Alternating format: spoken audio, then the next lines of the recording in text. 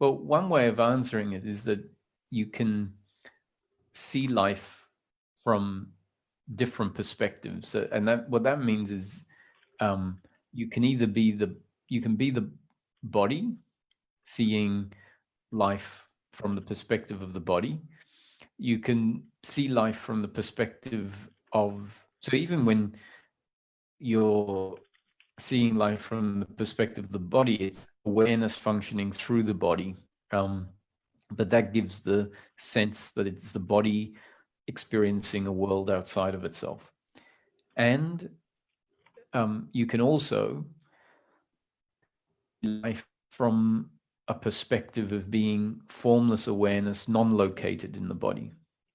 Some people seem to think that's important, that, oh, that's what it's all about. And I keep saying it's not, and they keep coming back telling me how good it is that they know themselves as, formless awareness. And I can appreciate that it's part of the movement. And it is something that we can experience. We can have the sense of knowing life from this perspective of formless awareness, where the objects, including the body object, doesn't seem to be existing outside of what is aware of life, but rather inside and not separate from what is aware of life. So they, to me, are two different lenses, you could say, through which life can be viewed, through which life can be experienced. And ultimately, I would say they are both human perspectives. They are two perspectives that are available to the human being, to either see life from the position of being located in the human being, where function awareness or consciousness is functioning through the body-mind organism, and that's how it feels it's functioning, or aware of life from the perspective of being non-located formless awareness, and the body and all other objects are sensed and felt to be arising within and not separate from that.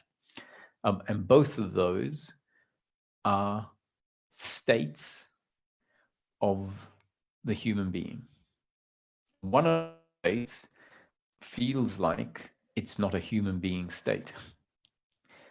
So I'm making it very clear to whoever's listening that both of those, including the one that doesn't feel like a human being state, in practical terms,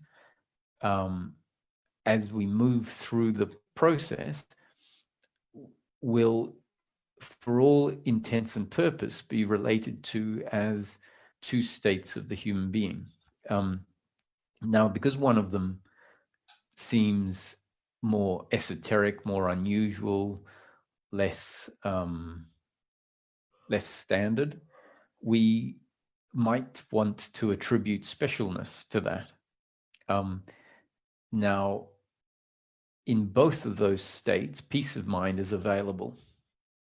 So what's important is to register that peace of mind is available as the human being knowing themselves as a human being in a world of object. Peace of mind is available in the ordinary vanilla experience of knowing the world from the perspective of the human being, from the perspective of, knowing life from this body-mind organism.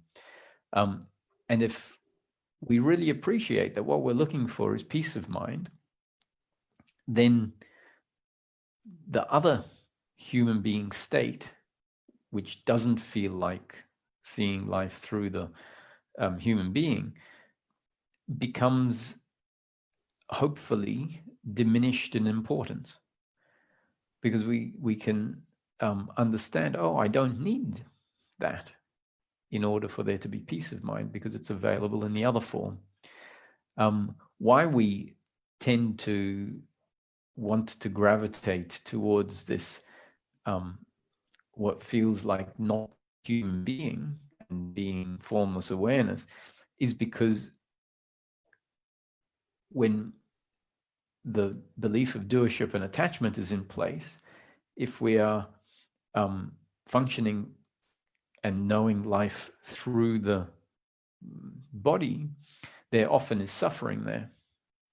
And so then there tends to be this sort of escape habit, escape from the suffering. And so we might say, well, knowing life from this human, from the body perspective, doesn't seem to be working very well because there's suffering. And so therefore I must be missing something. I must need this other state.